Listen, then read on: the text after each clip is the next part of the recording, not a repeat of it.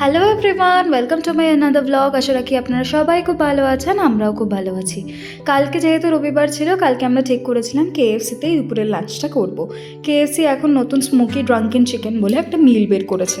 আমি সেটাই এক্সপ্লোর করব বলে যেতে চেয়েছিলাম, কিন্তু সৌরভ ওখানে গিয়ে আমাকে বলল যে যদি ভালো না লাগে, সেই কারণে আমরা 89 রুপিস দিয়ে এই দুটো উইংস অর্ডার করেছিলাম। আমার এক্সপ্রেশন দেখে বুঝতেই পারছেন খুব ভালো খেতে লেগেছিলো। আমার খুব সসি একটা ব্যাপার ছিল, কিন্তু কেন জানি না সর্ভে একদমই পছন্দ হয়নি। যাই হোক, খেয়ে দিয়ে আমরা চলে গিয়েছিলাম গাড়িটাকে ধুতে। অনেক দিন হয়ে গিয়েছিল গাড়িটা ধোয়া হয়নি। আর তারপরে চলে গিয়েছিলাম শপিং করতে ম্যাক্সে। কালকে আমাকে একটাও জামা কিনে দেওয়া হয়নি, যেটা একদমই ঠিক নয়।